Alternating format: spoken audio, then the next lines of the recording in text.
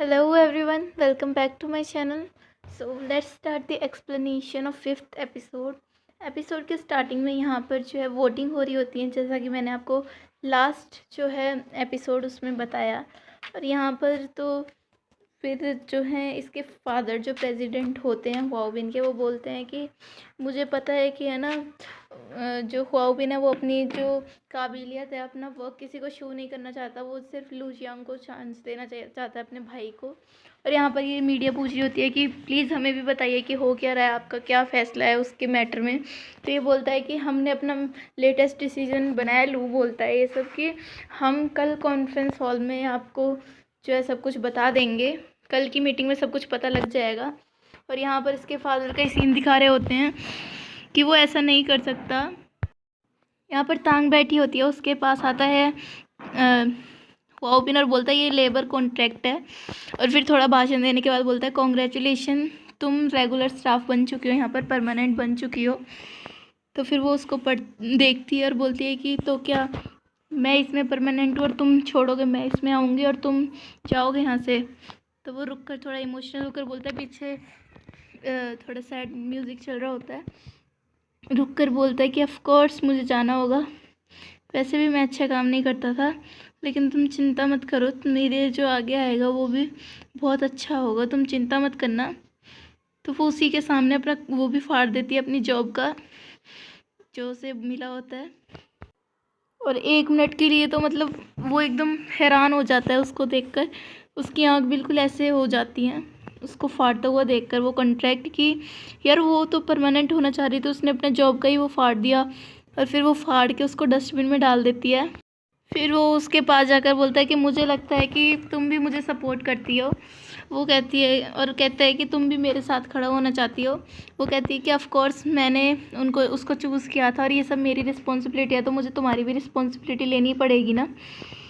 वो कुछ नहीं कहता, बस उसको देख ही जा रहा होता है। और तांग उसकी तरफ हाथ बढ़ाती है और वो भी जो है हाथ बढ़ाता है। और यहाँ पर दोनों ये एक साथ हो जाते हैं, मतलब ऐसे नहीं, इस जंग में, कंपनी की जंग में एक साथ हो जाते हैं। यहाँ पर वो लाइव होती है तो ये सब देख रहा होता है। वो कहती है पीछे से तांग कि मेरे पास कोई भी नहीं है जिससे मैं बात कर सकूं।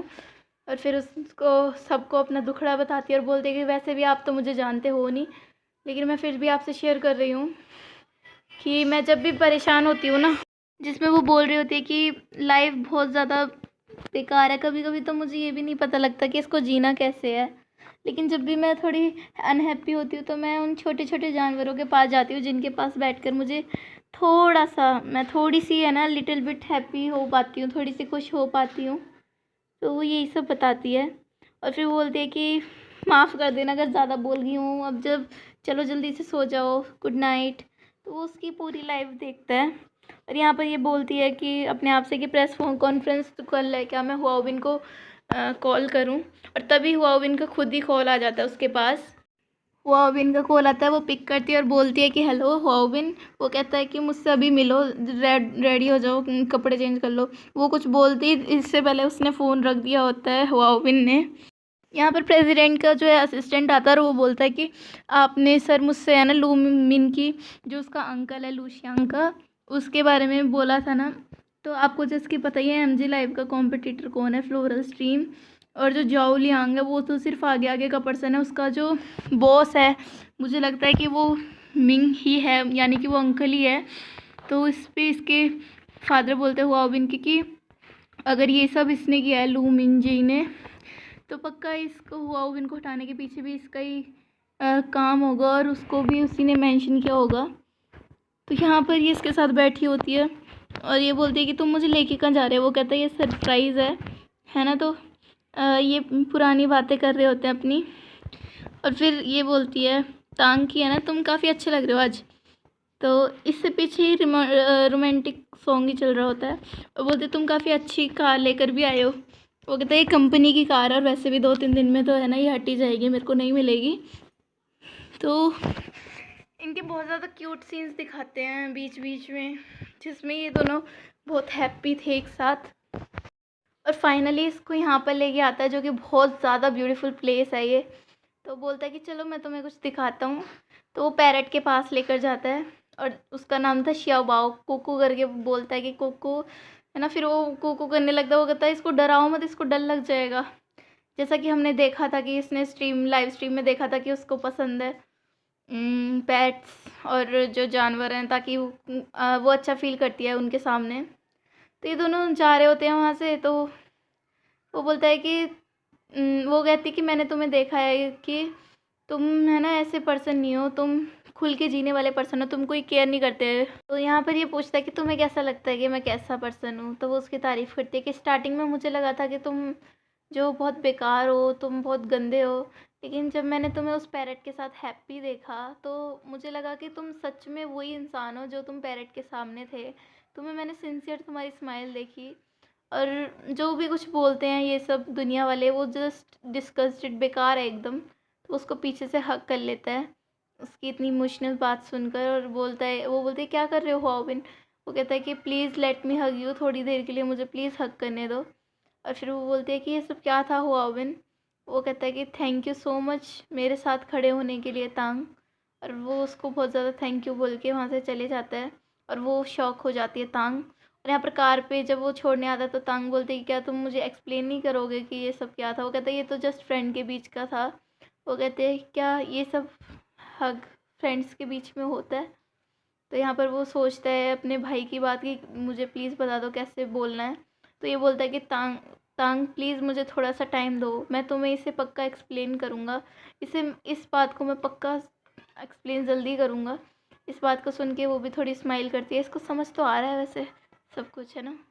तो यहाँ पर ये बहुत ज़्यादा हैप्पीली खाना बना रही होती है, ब्रेकफास्ट। और यहाँ पर इसे तैयार कर रहे होते हैं इसके फादर, और बोलते हैं कि हारना बुरी बात नहीं होती, लेकिन तुम्हें एक अच्छा इंसान बनना चाहिए।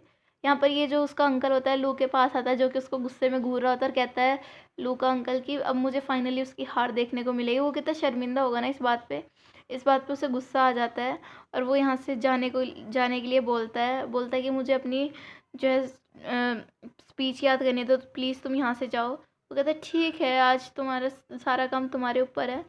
लू को गुस्सा तो बहुत आ रहा होता है जब वो बोलता है कि शर्मिंदा हूँ, क्योंकि ये सच में प्यार करता है उनसे।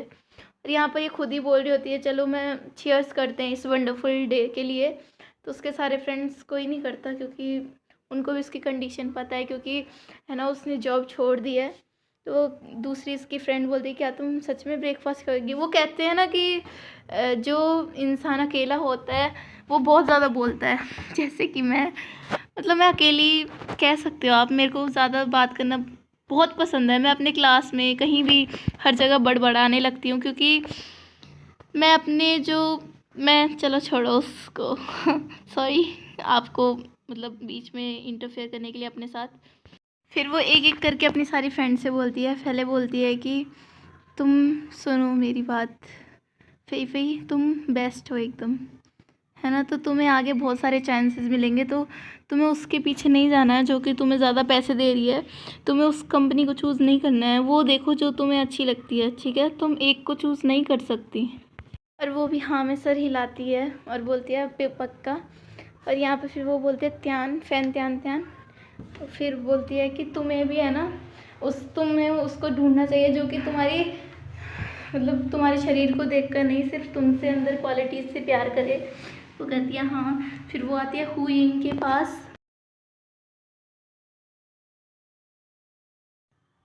और यहाँ पर फिर ये हु यिंग से बोल देगी हु यिंग क्या तुम्हें पता है कि मैं तुम्हारे इस काम को बहुत अप्रिशिएट करती थी कि तुम्हें है ना कार रेसिंग बहुत पसंद है, लेकिन मैं ये भी जानती हूँ कि तुम अपने जितने भी दर्द हैं सिर्फ अपने अंदर रखती हो, और तुमने कितनी सारी चीज़ें हाइड कर रखी हैं। लेकिन मैं चाहूँगी कि मैं तुम्हारी फ्रेंड बन सकूँ और तुम मुझे अपनी सारी बातें शेयर कर सको। फिर वो ली मई से बोलती है कि मेरे वैसे मुझ पर कोई अधिकार नहीं है कि मैं तुम्हें कुछ बोलूँ, लेकिन फिर भी मैं तुम्हें बताना चाहती हूँ कि इन तरीक़ों से कुछ नहीं होगा। तुम बिल्कुल खुश नहीं हो पाओगे इन जल्दी से सक्सेस पाने वाले तरीक़ों से। फिर बोलते चलो जल्दी खाते हैं, मुझे भूख लगी। यहाँ पर ये अपने भाई से मिलता है और बोलता है कि आज लू बोलता है तुम्हारे लिए आज डिफ़िकल्ट बहुत है। फिर वो कहता है कि तुम इसके बाद क्या करोगे। वो कहता है कि देखूँगा। फिर लू कहता है कि क्या तुम अब्रॉड पढ़ना चाहोगे। हमारा हुआविन बोलता है कि it's not a bad idea, ये गंदा आइडिया नहीं है, मैं देखूँगा, मैं वर्ल्ड को जानने की कोशिश करूँगा।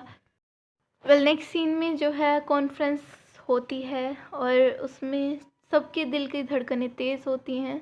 ये दोनों भी अपनी स्पीच देने के लिए रेडी होते हैं, रिपोर्टर्स भी अपनी खबर बनाने के लिए रेडी होते हैं और इसी के साथ ये एपिसोड होता है, मतलब फर्स्ट पार्ट होता है ख़त्म। तो thank you so much guys and है ना, I will meet you in the comment section. Bye bye, thank you so much.